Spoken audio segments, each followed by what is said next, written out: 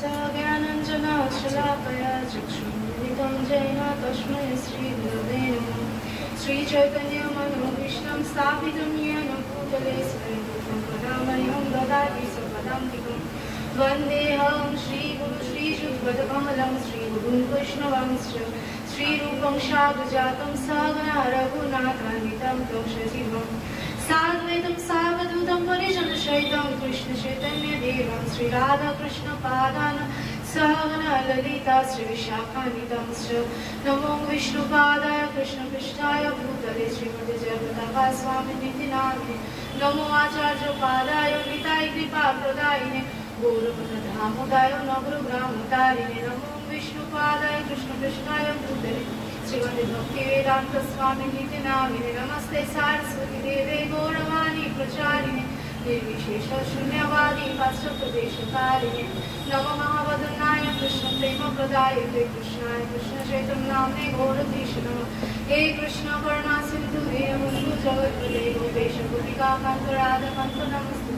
तप्त कांचन गौरांगी राधे वृंदावनेश्वरी विश्वभानुसुते देवी प्रणमामि मुनिप्रिये। जयतां सुरतो गंगर मम वन्दे मते बुद्धिमत्सर्वस्वपदाम्बुजो राधा मदन मोदिकोद्वृन्दारण्यकल्प श्रीमद् श्रीमद्रत्नाकर सिंहासनस्थो श्री राधा श्री गोविंद देव पृष्ठलिपि शेखमनो स्मरामि। श्रीमान् रासरसनं निगं श्रीवरदस्तुते कर्षं वेणुं शौरि गोपी गोपीनाथ श्रीहस्तिनन्दन। जय श्री कृष्ण चैतन्य प्रभु नित्यानंद श्री अद्वैत गदाधर श्रीवासादि गौर भक्तवृंद। हरे कृष्णा कृष्णा कृष्णा हरे हरे हरे राम राम राम हरे हरे। ओम नमः भगवते वासुदेवाय। ओम नमः भगवते वासुदेवाय। ओम नमः भगवते वासुदेवाय।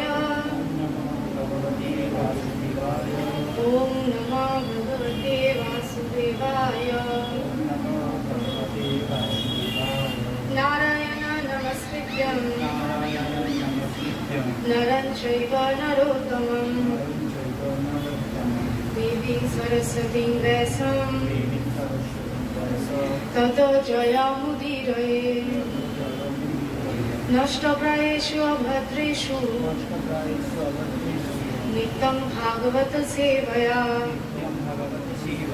भगवती उत्तम श्लोके भक्तिर्भवती नैष्टिकी।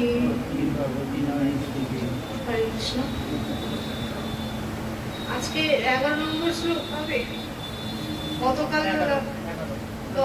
গতকাল মনে হয় 10টা করে পুরোপুরি হয়নি। 10টা তাহলে আরেকবার টাচ করে 11তে আছে। বিতরাগ ভয় ক্রোধ মন্ময়া মাম উপশ্রিতা বহব জ্ঞান তপসা ভূতা মদ্ভাবং আগতা। বিতরাগ ভয় ক্রোধ মন্ময়া মাম উপশ্রিতা বহব জ্ঞান তপসা ভূতা মদ্ভাবং আগতা। বিত মুক্ত, রাগ মানে আসক্তি, ভয় ভয়, ক্রোধা ক্রোধ, মন্ময়া আমাদের নিবিষ্ট চিত্ত, মাম আমার, উপাশ্রিতা একান্তভাবে আশ্রিত হয়ে, বহব মানে বহু, জ্ঞান জ্ঞান, তপস্যা তপস্যার দ্বারা, পুতা পবিত্র হয়ে, মদ্ভাব আমার প্রতি অপ্রাকৃত প্রেম, আগতা লাভ করেছে। এটা ভগবান অর্জুনকে এই শ্লোকটা বলছে। অনুবাদ: আসক্তি, ভয় ও ক্রোধ থেকে মুক্ত হয়ে সম্পূর্ণরূপে আমাদের মগ্ন হয়ে এবং একান্তভাবে আমার আশ্রয় গ্রহণ করে পূর্বে বহু বহু ব্যক্তি আমার জ্ঞান লাভ করে পবিত্র হয়েছে এবং এভাবেই তারা আমার অপ্রাকৃত প্রেম লাভ করেছে। তো আগের শ্লোকগুলোতে আপনারা দেখেছেন যে ভগবান 9 নম্বর শ্লোকে কি বলছে? হে অর্জুন, আমার এই প্রকার দিব্য জন্ম ও কর্ম যথাযথভাবে জানে তাকে দেহত্যাগ করার পর পুনরায় জন্মগ্রহণ করতে হয় না, তিনি আমার নিত্যধাম প্রাপ্ত। অর্থাৎ যে ব্যক্তি ভগবানের যে সবিশেষ, ভগবানের দেহটা কেমন? সচ্চিদ আনন্দময় দেব, যার এই জ্ঞান হয়ে গেছে, সে কিন্তু আর জন্ম মৃত্যুর এই চক্রে কিন্তু সে আর পড়বে না, সে আমার নিত্যধামে সে চলে যাবে। তো এটা 9 নম্বর শ্লোকে। এখন ভগবান বলছে যে তাহলে কি কি তার গুণ, আমার পূর্বে বহু বহু ব্যক্তি আমার জ্ঞান লাভ করে পবিত্র হয়েছে, আসক্তি ভয় ও ক্রোধ থেকে মুক্ত হয়ে। এখানে রাগ বলা হয়েছে বিত রাগ ও ভয় ও ক্রোধা। রাগ কথাটার অর্থ মানে আসক্তি, কোনো কিছুর প্রতি আসক্তিকে এখানে বলা হচ্ছে। বলছে যে এই তিনটে জিনিস আসক্তি ভয় এবং ক্রোধ থেকে যে ব্যক্তি মুক্ত হয়ে গেছে, সম্পূর্ণরূপে আমাতে মগ্ন হয়ে গেছে। তো তাৎপর্য প্রভুপাদ খুব ভালোভাবে এখানে দিয়েছেন। আগেই বলা হয়েছে যে সমস্ত মানুষ জড়ের প্রতি অত্যধিক অনুরক্ত, তাদের পক্ষে পরম তত্ত্বে সবিশেষ রূপ উপলব্ধি করা দুষ্কর। সাধারণত যে সমস্ত মানুষ দেহাত্ম বুদ্ধির দ্বারা প্রভাবিত, তারা জড় বস্তুবাদের চিন্তায় অত্যন্ত মগ্ন হওয়ার ফলে তাদের পক্ষে ভগবানের সবিশেষ রূপ উপলব্ধি করা প্রায় অসম্ভব। তো বলা হচ্ছে দেহাত্ম বুদ্ধি কথাটা মানে কি, মানে আমাদের এই যে দেহ আছে এই জ্ঞান করছে তারা, মানে ভগবানের যে রূপ, মানে তারা এর পরের লাইনগুলোতে বলবো, তারা বলছে যে ভগবান হচ্ছে নিরাকার, ভগবানের কোনো দেহ নেই, ভগবানের কোনো দেহ নেই, সেটাই তারা মনে করছে এবং ভাবছে যে দেহাত্ম বুদ্ধির দ্বারা প্রভাবিত আমাদের যে এই যে দেহ আছে, এই দেহের বিভিন্ন রকম যে পরিবর্তন হচ্ছে, সেই দেহাত্ম বুদ্ধির দ্বারা প্রভাবিত হচ্ছে তারা। এই সমস্ত জড়বাদীরা কোনো মতেই বুঝে উঠতে পারে না যে ভগবানের একটি চিন্ময় দেহ আছে, অর্থাৎ যেটি হচ্ছে সচ্চিদ আনন্দময় দেহ। সৎ কথাটার মানে হচ্ছে চিন্ময়, তারপরে কি সচ্চিদ, চিৎ কথাটার মানে হচ্ছে পূর্ণ জ্ঞানবান, জ্ঞান যার আছে, আর আনন্দময় কথাটার মানে হচ্ছে পূর্ণ আনন্দ দান করে। সচ্চিদ আনন্দময় দেহ ভগবান, যা অবিনশ্বর, পূর্ণ জ্ঞানময় এবং নিত্য আনন্দময়। জড়বাদী চিন্তাধারায় জড় দেহটি হচ্ছে নশ্বর, অর্থাৎ এর বিনাশ আছে, অজ্ঞানতার দ্বারা আচ্ছন্ন এবং সম্পূর্ণ নিরানন্দ। তাই সাধারণ মানুষকে যখন ভগবানের সবিশেষ রূপের কথা বলা হয়, তারা এই জড়দেহের ধারণাটি বিবেচনা করে থাকে। এই ধরনের জড়বাদী মানুষেরা মনে করে বিশ্ব চরাচরের বিরাট রূপটি পরম তত্ত্ব। তার ফলে তারা মনে করে পরমেশ্বরের কোনো আকার নেই, তিনি হচ্ছে নির্বিশেষ। আর তারা গভীরভাবে বিষয়াসক্ত হওয়ার ফলে জড় জগৎ থেকে মুক্ত হওয়ার পরেও সবিশেষ ব্যক্তিত্বের ধারণা তাদের মনে ভয়ের সঞ্চার করে। অর্থাৎ এই ভয়ের সঞ্চারটা কেন হচ্ছে, আমরা এই জড় জগতে যখন পতিত হয়েছি, আমাদের এই দেহর জন্য আমরা বিভিন্ন ধরনের দুঃখ কষ্ট যন্ত্রণা ভোগ করছি। এবার যারা মায়াবাদী বা যারা হচ্ছে এই ভগবানের দেহটিকে মনে করছে যে তার কোনো আকার নেই, নির্বিশেষ, তারা মনে হচ্ছে কি যে আমরা যদি ভগবানের যদি আকার থাকে, মানে ভগবানের যদি দেহ থাকে, বা আমরা যদি নিত্য ধামে যখন আমরা যাব, সেখানেও তার মানে আমাদের এই দুঃখ কষ্ট আমাদের ভোগ করতে হবে, যেটা আমরা জড় জগতে এই দেহ পাওয়ার পরে আমরা ভোগ করছি।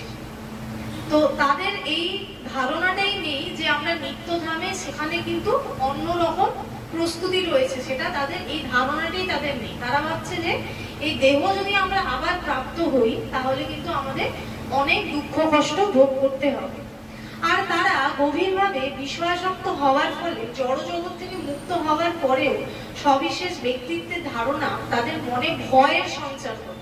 ভয় তাদের মধ্যে আছে যে এখানে তো এত দুঃখ কষ্ট পাচ্ছি, আবার যখন নিত্যধামে যখন কোনো দেহ প্রাপ্ত হবে আমাদের, সেখানেও তাহলে আমরা দুঃখ কষ্ট ভোগ করবো। যখন তারা অবহিত হয় যে চিন্ময় জীবনও হচ্ছে স্বতন্ত্র সবিশেষ, তখন তারা পুনরায় ব্যক্তি হবার ভয়ে ভীত হয় এবং তাই নিরাকার। অর্থাৎ এই যে যারা এখানে কাদের কথা বলা হচ্ছে, মেনলি এখানে বলা হচ্ছে যোগীদের কথা, যারা হাজার হাজার বছর ধরে যোগ করে তারা কি হতে চায়, তারা ভগবানের সাথে মিলিত হতে চায়, ব্রহ্মে লীন হতে চায়। তারা ভগবানের, তারা জানে না ব্রহ্মজ্যোতি, ভগবানের ব্রহ্মজ্যোতি হচ্ছে ভগবানের যে দেহ থেকে যে রশ্মি ছটা যে বেরোচ্ছে, সেইটার সাথে তারা এক হয়ে যেতে চায়। তারা এই জন্য তাদেরকে বলা হচ্ছে মায়াবাদী, বা তারা হচ্ছে নির্বিশেষবাদী। তারা ভগবানের, মানে ভগবানের যে একটা রূপ আছে, তারা সেটা মানতে চায় না। এবং যখন তারা মানে এই কথাটা যখন ভাবে যে আমাদের নিত্য ধামে আমরা যখন যাব তখন আমাদের আবার এই দেহ প্রাপ্ত হবে, তখন তারা এই ভয় থাকে যে এই দেহ বিনাশ আছে এবং এই দেহ আমরা ধারণ করলে কিন্তু আমাদের অনেক কষ্ট ভোগ করতে হবে, ভীত হয় এবং তাই নিরাকার নির্বিশেষ শূন্যে বিলীন হওয়াকেই গ্রহণযোগ্য বলে মনে করে। শূন্যে বিলীন হওয়া মানে এই যে ব্রহ্মজ্যোতিতে লীন হয়ে যাওয়া, ভগবানের সাথে একসাথে মিশে যাওয়া। সাধারণত তারা জীবাত্মাকে সমুদ্রের বুদবুদের সঙ্গে তুলনা করে, যা সমুদ্র থেকে উত্থিত হয়ে সমুদ্রের মধ্যেই আবার বিলীন হয়ে যায়। তাদের মতে এটি পৃথক ব্যক্তি সত্তারিত চিন্ময় অস্তিত্বের চরম সিদ্ধি। এটি চিন্ময় অস্তিত্বের যথার্থ জ্ঞান রহিত জীবনের এক ভয়ঙ্কর অবস্থা। মানে তারা এটা বুঝতে চায় না যে ভগবানের ব্রহ্মজ্যোতিতে আমরা যখন বিলীন হয়ে যাচ্ছি, আমাদের কিছু সময় পরে কিন্তু আবার পুনরায় কিন্তু আমাদের এই জড়জগতে কিন্তু ফিরে আসতে হবে। সেটা কিন্তু নিত্য নয়, কিন্তু ভগবানের নিত্য আলয় বা নিত্য ধামে যদি আমরা যাই সেখানে সেটা কিন্তু একদম পার্মানেন্ট, সেখান থেকে আমাদের এখানে ব্যাক করার কিন্তু আর দরকার নেই। এছাড়া আর এক দল লোক আছে যারা চিন্ময় অস্তিত্বের কথা একেবারেই বুঝতে পারে না। মানুষের কল্পনা প্রসূত নানা রকম দার্শনিক মতবাদ এবং তাদের মতভেদের ফলে বিভ্রান্ত হয়ে তারা এতই বিরক্ত বা ক্রুদ্ধ হয়ে পড়ে যে শেষ পর্যন্ত তারা মূর্খের মতো সিদ্ধান্ত নেয় পরম তত্ত্বে বলে কিছুই নেই। মানে দেখুন, আমাদের এই জড়জগতে শুধু আজকে তো ইসকন নেই, এরকম অনেক সংস্থা রয়েছে, তারা বিভিন্ন ধরনের দর্শন আমাদের বোঝাচ্ছে। যে যেখানে পাচ্ছে নিজের একটা আশ্রম খুলে বসে যাচ্ছে, সে তার নিজের মতন করে থিওরি বা তত্ত্ব সে নিজের মতন করে প্রদান করছে। তো সে তার নিজেকে বড় করে দেখানোর জন্য নিজের মতন দর্শন সে বলছে। এবার মানুষ সেখান থেকে তো কোনো আনন্দ পাচ্ছে না, সে কি করছে এই সংস্থা সেই সমস্ত জায়গায় দৌড়ে বেড়াচ্ছে, গিয়ে বিভিন্ন দর্শন শোনার পর সে কি হয়ে যাচ্ছে, সে মানে একদম বিচলিত হয়ে পড়ছে যে কোনটা গ্রহণ করবে সে বুঝতে পারছে না। তারপরে কি হচ্ছে, লাস্টে সে বিরক্ত হয়ে যাচ্ছে যে কোনটা ফলো করবো আমি, কোনোটাই তো আমি দেখছি স্থায়ী নয়। কারণ যারা এই সমস্ত নিজের মন গড়া দর্শন করছে তারা নিজেরাই শুদ্ধ নয়, তারা নিজেরাই কিন্তু জানেই না শাস্ত্রীয় ব্যাখ্যা বা শাস্ত্র তারা হয়তো কোনোদিনও অধ্যয়ন করেই। তো এইভাবে মানুষ কি হয়েছে, বিভ্রান্ত হয়ে লাস্টে তারা কি করছে, বিরক্ত হয়ে অন্তিমে সবকিছুই শূন্য। মানে তারা বলছে না আর কিছু নেই, এত কিছু জেনে নিয়েছি আর কিছু নেই। তাহলে লাস্টে তারা কি করছে, কনক্লুশন কি করছে, সবকিছু শূন্য। মানে তখন আর মানে একদম বিরক্ত হয়ে আমাদের ইসকনে বা গৌড়ীয় সংস্থাগুলোতে আমরা কি করছি, আমরা শাস্ত্রের যে ব্যাখ্যা দেওয়া আছে, এই জন্য প্রভুপাদ বলেছেন শ্রীমদ্ ভগবদ গীতা যথাযথ, যা ভগবান শ্রীকৃষ্ণ অর্জুনকে দিয়েছিলেন যথাযথ জ্ঞান আমরা এখানে পাচ্ছি। মানে কোনো মন গড়া জিনিস কিন্তু প্রভুপাদ কিন্তু ঢোকায়নি। সেই জন্য এটা আমরা যখন অধ্যয়ন করছি, এখানে যে রস আস্বাদন করছি, সেটা আমাদের কি হচ্ছে, ভক্তির বিভিন্ন স্তরে কিন্তু আমাদেরকে উন্নীত করছে। তো শেষ পর্যন্ত তারা মূর্খের মতো সিদ্ধান্ত নেয় পরম তত্ত্ব বলে কিছুই নেই এবং অন্তিমে সবকিছুই শূন্য। এই ধরনের লোকেরা বিকারগ্রস্ত রুগ্ন। কিছু লোক আছে যারা জড় বিষয়ে অত্যন্ত আসক্ত হওয়ার ফলে পারমার্থিক তত্ত্ব নিয়ে একেবারেই মাথা ঘামায় না। তাদের মধ্যে কেউ কেউ পরম চিন্ময় সত্তায় লীন হতে চায়, যেটা বললাম ব্রহ্মজ্যোতিতে ভগবানের সাথে লীন হতে চায়। দেখবেন বিভিন্ন সাধক যারা বিভিন্ন সাধক আছে, তারা কি করে, তারা এই সমস্ত হাজার হাজার বছর ধরে তন্ত্র সাধনার মাধ্যমে তারা কি করতে চায়, ভগবানের সাথে এক হতে চায়, ভগবানের সাথে এক হতে চায় তারা, ঠিক আছে। তো তাদের মধ্যে কেউ কেউ পরম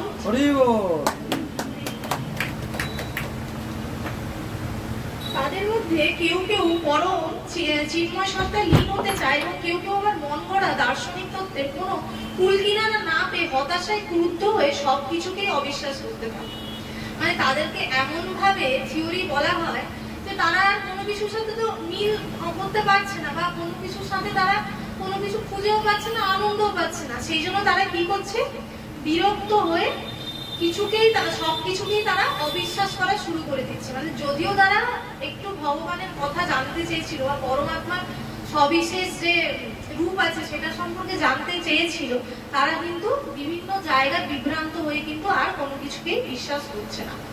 তো এই ধরনের মানুষেরা কোনো না কোনো মাদক দ্রব্যের আশ্রয় গ্রহণ করে এবং তাদের নেশাগ্রস্ত বিকৃত মনের অলীক কল্পনাকে দিব্য দর্শন বলে বিবেচনা করে। দেখবেন এই যে যখন ইয়ে হয়, জল ঢালতে যায় তারা কি করে, বেশিরভাগ ক্ষেত্রে কি খায়, তারা সিদ্ধি খায়, ভাং খায়, আরো কত রকমের এখন নতুন নতুন জিনিস বেরিয়েছে বাজারে। এবার তারা বলছে যে তারা সেটা খেয়ে দেখবেন তাদের কি, তখন তো আমাদের তো সেন্স কাজ করে না, তখন তারা বিভিন্ন রকমের চোখের সামনে বিভিন্ন রকমের জিনিস দেখতে পায়। তো সেই বিভিন্ন রকমের জিনিসকে তারা মনে করে কি, এটাই মনে হয় দিব্য দর্শন, ভগবানের মনে হয় আমি দিব্য দর্শন পেয়ে গেছি, এটা আমার একদম জীবনের মানে কি বলবো, আমার জীবন ধন্য হয়ে গেছে। অর্থাৎ যে মাদকাসক্ত মানে যে মদ পান করছে তার কি কিছুই ঠিক নেই, সে নিজেই ঠিক মতো চলতে পারছে না, সে তখন একজন মানুষকে দুটো দেখছে, সে তখন সেটাকে ভাবছে যে এটাই হচ্ছে ভগবানের দিব্য দর্শন। তো পারমার্থিক কর্তব্যের প্রতি অবহেলা, চিন্ময় সবিশেষ সত্তার ভিত্তি এবং জড়জীবনের নৈরাশ্যের ফলে সবকিছুকেই শূন্য বলে মনে করা। জড়জগতের এই তিনটি আসক্তির স্তর থেকে মুক্ত হতে হবে। জড়জীবনের এই তিনটি বিভ্রান্তি থেকে মুক্ত হওয়ার একমাত্র উপায় হচ্ছে সদ্গুরুর আনুগত্যে সর্বতোভাবে ভগবানের শরণাগত হয়ে বিধি নিষেধ অনুসারে ভক্তি যোগে অনুশীলন করা। তো আমাদের ভক্তির 9টি স্তর আছে, এটা পরের এখানে রূপ গোস্বামী যে ভক্তি রসামৃত সিন্ধুতে শ্লোকটি আছে সেখানে বলবো আমি। তো বলছে যে এখানে সদ্গুরুর গুরুত্বটা কি, এই যে এতগুলো জায়গায় সে গেছিল, যে বিভ্রান্ত হয়ে পড়লো, সেখানে কোনো সদ্গুরু সে অনুসন্ধান পায়নি। জগদ্ধাত্রী গুরু মহারাজের আমি আগেও বলেছি, জগদ্ধাত্রী গুরু মহারাজ ইসকনে আসার আগে বহু সংস্থায় তিনি গেছেন এবং সেখানে দেখছেন যে তারা যে বিভিন্ন রকম গ্রন্থ লিখেছে, যে সমস্ত মানুষেরা তারা সেই গ্রন্থে বড় বড় কথা লিখে দিয়েছে, দর্শন লিখে দিয়েছে, কিন্তু তারা নিজেরাই সেটি পালন করছে না, যখন জয়প্রতাপ মহারাজ দেখলেন এবং একজন মানে এরকম তথাকথিত একজন গুরুর, তখন তো তিনি তাকে গুরু ভাবতেন, তো এরকম তথাকথিত একজন গুরুর কাছে তিনি গেছিলেন, দিয়ে দেখছেন তিনি গ্রন্থে লিখেছেন যে নারী সঙ্গ করা উচিত নয়, কিন্তু তিনি দেখছেন যে সুইমিং পুলে তিনি জলকেলি করছেন 4-5 জন মহিলার সাথে। তখন জয়প্রতাপ মহারাজ যখন এটা দেখলেন, তিনি বললেন এই কি কথা, আপনি গ্রন্থে এরকম লিখেছেন? বলছে গ্রন্থে তো আমি এরকম লিখে দিয়েছি, কিন্তু আসলে আমাদের তো এই দেহ, তো আমাদের এই ইন্দ্রিয় বৃত্তি আমাদের প্রয়োজন আছে। তখন গুরু মহারাজ কিন্তু সেই ধারণাটা, মানে ওনার তখন বিতৃষ্ণা জন্মালো যে এত জায়গায় আমি তাহলে প্রকৃত গুরু আমি পাবো কোথায়। অনেক রকমের মানে আমাদের অষ্টাঙ্গ যোগ থেকে শুরু করে বিভিন্ন ধরনের যে তন্ত্র বা বিভিন্ন ধরনের যে পন্থার কথা আমাদের দেওয়া আছে বৈদিক শাস্ত্রে, সমস্ত কিছু তিনি ট্রাই করে লাস্টে তিনি কি করলেন, তিনি প্রভুপাদের ইসকনের ভক্তদের তিনি সন্ধান পেলেন একটা জায়গায়। একবার পার্কে কি হয়েছিল, ইসকনের তো আমাদের তো বিভিন্ন জায়গায় তো গ্রন্থ তো ডিস্ট্রিবিউশন করা হয়, বিভিন্ন মোড়ে মোড়ে দেখবেন হাওড়া স্টেশনে, এখন তো বিশেষ করে হাওড়া স্টেশনে প্রচুর গ্রন্থ, মানে আপনি যে গরম হোক শীত হোক সবসময় ওখানে ডিস্ট্রিবিউশন করছে। এয়ারপোর্টের সামনেও প্রভু বলছেন যে দেখেছেন। তো সমস্ত জায়গায় মোটামুটি ইসকন এখন কিন্তু শ্রী চৈতন্য মহাপ্রভুর যে ভবিষ্যৎবাণী, পৃথিবীতে যত আছে নগরাদি গ্রাম সর্বত্র প্রচার হইবে মোর নাম। তো প্রত্যেকটা জায়গায় কিন্তু আজকে কিন্তু ইসকনের কিন্তু ভক্তরা পৌঁছে গিয়ে কিন্তু প্রত্যেকটা জায়গায় শ্রী চৈতন্য মহাপ্রভুর বাণী কিন্তু আজকে প্রতি ঘরে ঘরে কিন্তু পৌঁছে গেছে। সবাই হয়তো পুরোপুরি জানছে না, কিন্তু কিছুটা অন্তত যে চৈতন্য মহাপ্রভু এইরকম এই জিনিসগুলো কিছুটা অন্তত সবার মধ্যে কিন্তু এখন জ্ঞান চলে এসেছে। তো এইভাবে জয়প্রতাপ মহারাজ যখন একদিন পার্কে দেখছেন বুক ডিস্ট্রিবিউশন করছে ডিভোটিসরা ওখানে, তো দেখলেন যে তিলক পরা আছে, প্রথমবার কাউকে তখন দেখলে তিলক পরা অবস্থায়। তখন সেই তিলক পরে তার কিছু আগেকার কথা, তার হয়তো আগেকার কথা মনে পড়ে যেতে তিনি ভয় পেয়ে সেখান থেকে প্রায় 6 কিলোমিটার দৌড় দিলেন, মানে সেই জায়গা থেকে দৌড়ে পালিয়ে গেলেন। দিয়ে পালিয়ে যাওয়ার পরে তিনি ভাবছেন যে আমি এরকম দৌড়াচ্ছি কেন, হঠাৎ আমার কি এমন হয়ে গেল। তো এরকম দৌড়াতে দৌড়াতে আবার যখন ফিরে আসে ভক্তের সাথে দেখা করবে বলে, তখন আর সেই ভক্ত সেখান থেকে চলে গেছে। তো এইভাবে অনেকদিন ধরে তাদেরকে খোঁজ করার পরে আবার একটা জায়গায় মেলা হচ্ছিল, তখন আবার সেই ভক্তদের সাথে তিনি আবার মিলিত হলেন। তো প্রভুপাদ পরবর্তী ক্ষেত্রে বলেছিলেন যে জয়প্রতাকা মহারাজ কিন্তু শ্রী চৈতন্য মহাপ্রভুর একজন বিশেষ পার্শ্বদ ছিলেন আগের জন্মে। ওই তিলক দেখে ওনার কিছু পূর্ব স্মৃতি ওনার মনে পড়ে গেছিল, তাই তিনি এইভাবে দৌড়াচ্ছিলেন। তারপরে তো মন্ট্রিয়াল মন্দিরে জয়প্রতাকা গুরু মহারাজ দীক্ষা নিলেন প্রভুপাদের কাছ থেকে, আরো তো বিভিন্ন রকম ইতিহাস আছে। তো তাহলে গুরু মহারাজ কি বিভিন্ন জায়গায় তিনি খোঁজ করেছেন, কোথাও তিনি কিন্তু তার মনের মতন গুরুকে কিন্তু তিনি খুঁজে পাননি। এবং আমাদের ভক্তিচারু গুরু মহারাজ তিনিও কিন্তু একই কথা বলছেন যে আমি ইসকনে আসার আগে অন্তত 7-8টা প্রেসের মানে 7-8টা বিভিন্ন রকমের গীতা কিন্তু পড়ে নিয়েছিলাম ইসকনের আগে, কিন্তু সমস্ত জায়গায় কিন্তু আমার প্রত্যেকটা প্রশ্নের উত্তর কিন্তু দেওয়া ছিল না। একমাত্র শ্রীল প্রভুপাদের গীতার পড়ার পর কিন্তু আমার যা যা মনে প্রশ্ন এসেছিল সব কিন্তু আমি উত্তর পেয়েছিলাম। এবং ভক্তিচারু গুরু মহারাজের একটা দারুণ কাহিনী আছে। তিনি যখন কলকাতা মন্দিরে তিনি যখন ভগবদ্গীতার একটা কপি নিতে গেছিলেন, সেখানে তিনি ভগবদ্গীতা শেষ হয়ে গেছিল। তখন তিনি যখন জিজ্ঞেস করলেন যে তাহলে কি গ্রন্থ আমি পেতে পারি, তখন ওখানে একজন ভক্ত ছিলেন, তিনি বললো আপনি ভক্তি রসামৃত সিন্ধু আপনি নিয়ে যান, যেটা রূপ গোস্বামী লিখেছেন, এবং শ্রীল প্রভুপাদ সেটাকে অনুবাদ করে আমাদের জন্য সহজভাবে তিনি উপস্থাপন করেছেন। তো ভক্তটি যখন বললো এই ভক্তি রসামৃত সিন্ধু তুমি নিয়ে যাও, তখন যেই মাত্র হাতে বইটা পাওয়া, গুরু মহারাজ কিন্তু ভক্তিচারু গুরু মহারাজ সেদিন থেকে কিন্তু স্টার্ট করলেন গ্রন্থ পড়া। এবং 2 দিনের মধ্যে 2 থেকে 3 দিন মনে হয় লেগেছিল, একদম দিন রাত পড়লেন। এবং অবশেষে শ্রীল প্রভুপাদ তার স্বপ্নে এসেছিলেন। মানে তিনি অনেক দিন থেকে তিনি আশা করছিলেন যে প্রভুপাদের সাথে আমি দেখা করবো, যে কে প্রভুপাদ, তখন নতুন ভক্তি জীবনে তিনি, কিন্তু প্রভুপাদ তখন ভক্তরা বলেছিল যে প্রভুপাদ এখন বিদেশে আছে, যখন আসবে তুমি দেখা করবে। তো ভক্তি রসামৃত সিন্ধু এমন ভাবে পড়েছিলেন, মানে কি বলবো, তিনি তো তখন তো ভক্তির তো কোনো স্তরেই ছিলেন না, তাও কিন্তু তিনি এমন মন প্রাণ দিয়ে পড়েছিলেন, প্রভুপাদ কিন্তু তার স্বপ্নে এসেছিলেন। তো এইরকম ভক্ত, এইরকম শুদ্ধ ভক্ত কিন্তু আজকালকার দিনে পাওয়া কিন্তু খুবই দুষ্কর। এবং যে 9টি ভক্তির যে স্তর সেটা এখন বলছি। ভগবানের শরণাগত হয়ে বিধিনিষেধ অনুসারে ভক্তিযোগের অনুশীলন করা ভক্তির সর্বোচ্চ স্তরকে বলা হয় ভাব, অর্থাৎ ভগবানের প্রতি অপ্রাকৃত প্রেমের অনুভূতি। ভক্তি রসামৃত সিন্ধুতে 3 রকমের ভক্তির কথা বলা হয়েছে। একটি হচ্ছে সাধন ভক্তি, আর একটি হচ্ছে ভাব ভক্তি, এবং শেষের স্তর হচ্ছে প্রেম ভক্তি। তো এই সাধন ভক্তি মানে আমরা যে এখন সাধনা করছি, যে জপ করছি বা বিভিন্ন রকমের যে শ্রবণ করে নিজেদের চেতনাকে যে আপলিফট করছি আস্তে আস্তে করে, সেটা হচ্ছে আমাদের সাধনা বা গ্রন্থ অধ্যয়ন করছি, এটা সাধন ভক্তির পর্যায়ে পড়ে। এবং এই সাধন ভক্তির মধ্যে 2 রকমের ভক্তি আছে, একটা হচ্ছে বৈধি ভক্তি আর একটা হচ্ছে রাগানুগা ভক্তি।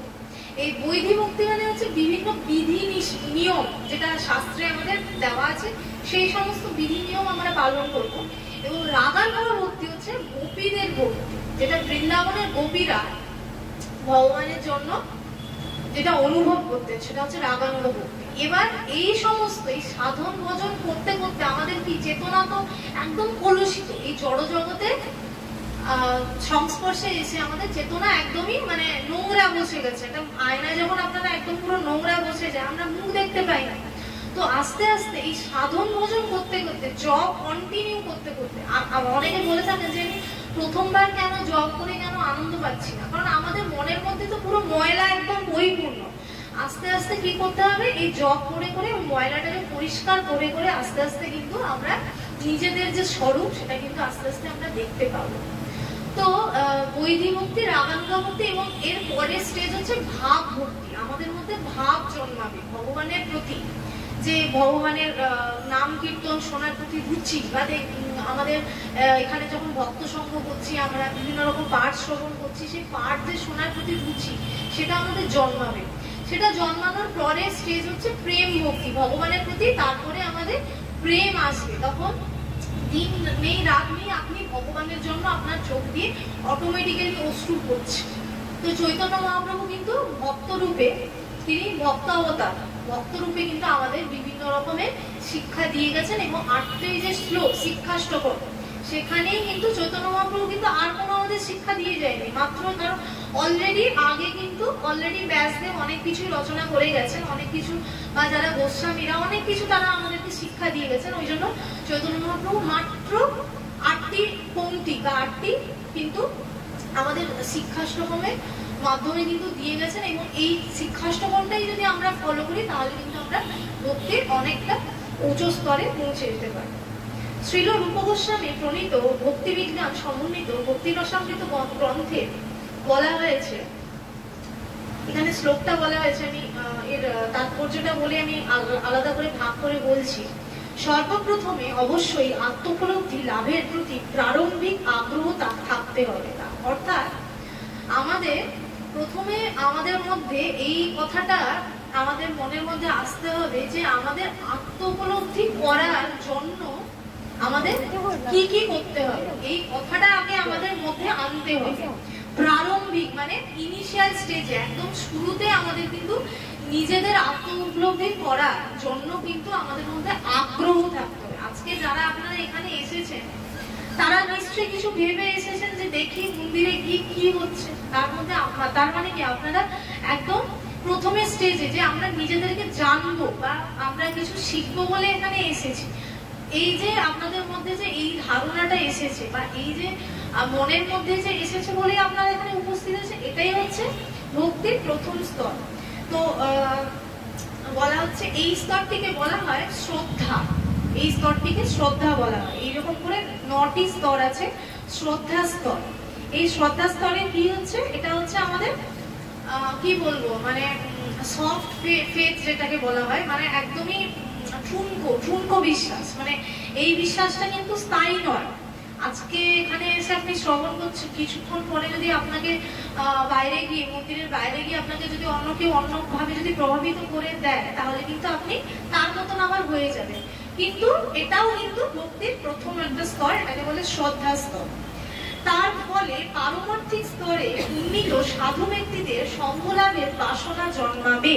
অর্থাৎ এই যে আপনার মনের মধ্যে যে চিন্তাটা এসেছিল, শ্রদ্ধা এসেছিল যে আমি যাই মন্দিরে, তার ফলে কি হলো, আপনি সাধু সঙ্গ এখানে করতে এলেন, এত ভক্তর মাঝে আপনি সঙ্গ করার জন্য অভিলাষ করলেন। এটা হচ্ছে সেকেন্ড স্টেজ, সাধু সঙ্গ হচ্ছে আমাদের সেকেন্ড স্টেজ। পরবর্তী স্তরে কোনো তত্ত্বজ্ঞ সদ্গুরুর কাছে দীক্ষা গ্রহণ করতে হবে এবং তার তত্ত্বাবধানে নবদীক্ষিত ভক্ত সাধন ভক্তির পদ্ধতি অনুশীলন করতে শুরু করবে। তো এর পরবর্তী স্টেজ কি, আমি তো সাধু সঙ্গ বললাম, সাধু সঙ্গ করলেই তো শুরু হবে না, আমাকে তো নিজে আমার সাধন ভোজন করতে হবে। তার মানে আমাদের ভক্তির যে প্রথম স্তর যেটা বলেছিলাম আমি, মানে ভক্তি কি কি ধরনের হয়, যে সাধন ভক্তি প্রথমে বলেছিলাম, আমাদের সেটা আস্তে আস্তে শুরু করতে হবে। সাধন ভক্তি আমাদের শুরু করতে হবে এবং তার তত্ত্বাবধানে, এটা আমরা নিজে নিজে মন গড়া ভাবে কিন্তু শুরু করে দেবো না, আমাদের কারোর গাইডেন্সে থাকতে হবে, সদ্গুরুর গাইডেন্সে আমাদের থাকতে হবে। এই জন্য বলছে কি, দীক্ষা গ্রহণের মাধ্যমে সদ্গুরু যেমন যেমন আমাদেরকে পথ দেখিয়ে নিয়ে যাবেন, যেমন যেমন আমাদের নির্দেশ দেবেন, তেমন ভাবে আমাদের সাধন ভজন করতে হবে। তো ভজন হচ্ছে তৃতীয় স্টেজ, তৃতীয় স্তর ভক্তি। এবার বলা হচ্ছে নবদীক্ষিত ভক্ত সাধন ভক্তির পদ্ধতি অনুশীলন করতে শুরু করবেন সদ্গুরুর অধীনে। এভাবে ভগবত ভক্তির অনুশীলন করার ফলে জড়বন্ধনে আসক্তি রহিত হয়ে আত্মোপলব্ধি লাভের পথে দৃঢ়তা জন্মায় এবং ভগবান শ্রীকৃষ্ণের কথায় রুচি বর্ধিত হয়। এখানে কিন্তু 2টি স্তরের কথা বলা হয়েছে। তো প্রথমে কি হলো, আমরা যখন সাধন ভজন করছি, আমাদের কি মনের কামনা বাসনা কি সব চলে গেছে? এখনো কিন্তু যায়নি। আমরা সাধন ভজন করতে করতে কি হচ্ছে, 4th স্টেজ হচ্ছে অনর্থ নিবৃত্তি। অনর্থ নিবৃত্তি মানে আমাদের মধ্যে যে লোভ, কাম, লালসা, তারপরে হচ্ছে আপনার হিংসা, ঈর্ষা, অহংকার, এই সমস্ত জিনিসগুলো যে আছে, এগুলো কি হবে, আস্তে আস্তে অনর্থ নিবৃত্তি, এগুলো হচ্ছে অনর্থ, লোভ, এগুলো হচ্ছে অনর্থ, এগুলো কি হবে, নিবৃত্তি ঘটবে, আস্তে আস্তে পরিষ্কার হতে থাকবে। ধুলোটা আয়নায় যে পড়েছিল, আস্তে আস্তে সেটা পরিষ্কার হতে থাকবে। কার মাধ্যমে না, এই সাধন ভজন করে সদ্গুরুর নির্দেশে এটা আস্তে আস্তে পরিষ্কার হতে থাকবে। এবং বলছে দৃঢ়তা জন্মাবে। আমি যখন আমি সাধন ভজনে যখন আমি প্রচুর পরিমাণে করছি, আমার কি হবে, ভক্তিতে আমার দৃঢ় হব, আমি আরো আমি ভালোভাবে সেটা করবো, দৃঢ়তা জন্মাবে এবং ভগবান শ্রীকৃষ্ণের কথায় রুচি বর্ধিত হবে। আমি রুচি বর্ধিত হবে মানে অনর্থ নিবৃত্তির পরে যেটা বলা হচ্ছে দৃঢ়তা জন্মাবে, মানে আমার মধ্যে নিষ্ঠা আসবে। নিষ্ঠা হচ্ছে কত নম্বর? 5 নম্বর। 5 নম্বর স্তর ভক্তি, নিষ্ঠা আমার মধ্যে আসবে। দেখবেন আমরা অনেক সময় বলি না যে খুব নিষ্ঠাবান ভক্ত, তার এসেছে কোথা থেকে, নিষ্ঠাটা এলো কোথা থেকে? সে বহু বছর ধরে সে সাধন ভক্তি অনুশীলন করে চলেছে, না হলে এমনি এমনি কিন্তু তার একদিনে কিন্তু নিষ্ঠা আসে। আর যে আপনাকে দেখাচ্ছে যে একদিনে নিষ্ঠা এসেছে বাইর থেকে, তাহলে মনে করবেন সেটা ফেক, বা সে কাসন্ড, বা সে কি বলবো, সে ফেক মানুষ। তো এইভাবে এটা 5 নম্বর স্তর হচ্ছে নিষ্ঠা, এবং নিষ্ঠার পরে কি হবে, ভগবানের কথায় আমার রুচি বর্ধিত হবে। রুচিটা হচ্ছে আমাদের 6th স্টেজ, রুচি। আমাদের এই যে সাধু সঙ্গ করছি, বিভিন্ন ভগবানের যে লীলা শ্রবণ করছি, ভগবানের বিভিন্ন লীলা বা বিভিন্ন ধরনের কথা, বা ভগবানের যে কোয়ালিটি গুলো আছে, যে কেন আমরা কৃষ্ণকে ভগবান বলবো, সেই কথাগুলোর মধ্যে আমাদের কিন্তু রুচি বাড়বে। এই রুচির ফলে সাধক কৃষ্ণ ভাবনার প্রতি আরো আসক্তি লাভ করবে। রুচির পর কি হবে? আসক্তি। এই আসক্তি কিন্তু জড়জাগতিক আসক্তি না, আসক্তিটা হচ্ছে তাহলে 7th স্টেজ অফ ভক্তি। ভক্তির 7ম স্তর হচ্ছে আসক্তি।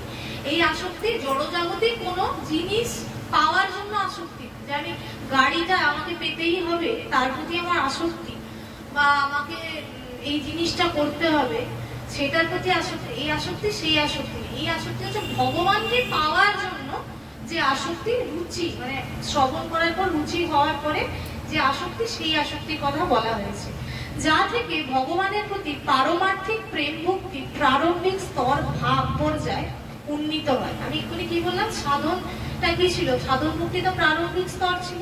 এবার এই সমস্ত করার পরে আমাদের কোন স্তরে আমরা উন্নীত হবে? ভাব ভক্তিতে আমরা উন্নীত হই। 8ম স্তর হচ্ছে ভাব।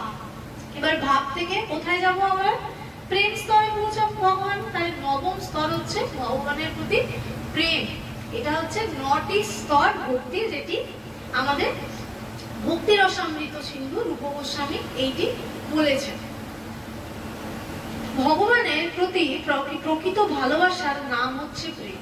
এই প্রেমই জীবনের চরম সার্থকতার পরিণতি। আমরা বলি জড়জগতে, আমরা কি বলি যে এই মেয়েটা এই ছেলেটার সাথে প্রেম করছে, ওটা কিন্তু প্রেম নয়। ওটাকে কি বলে?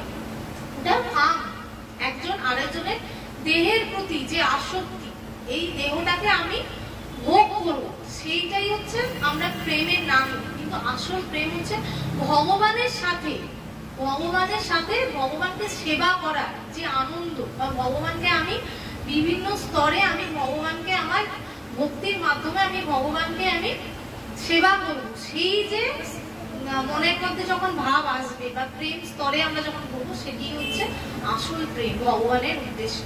আমাদের মধ্যে যে মানুষ বা একটা ছেলে আর মেয়ের সাথে যখন হচ্ছে, ওটা কিন্তু প্রেম নয়। এই প্রেমই জীবনের চরম সার্থকতার পরিণতি। এই প্রেমের স্তরে ভক্ত নিরন্তর ভগবানের অপ্রাকৃত প্রেমময় সেবায় নিয়োজিত থাকে। সুতরাং সদ্গুরুর তত্ত্বাবধানে ভগবত সেবার পদ্ধতি ধীরে ধীরে অনুসরণ করতে করতে মানুষ জড়বন্ধনের সমস্ত আসক্তি থেকে মুক্তি লাভ করে।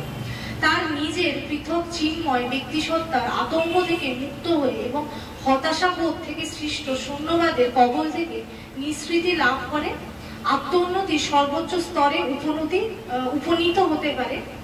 তখন সে অবশেষে পরমেশ্বর ভগবানের ধামে উপনীত হতে পারে। তো বলছে কি, আত্ম উন্নতির সর্বোচ্চ স্তরে উপনীত হতে পারে। আত্ম উন্নতি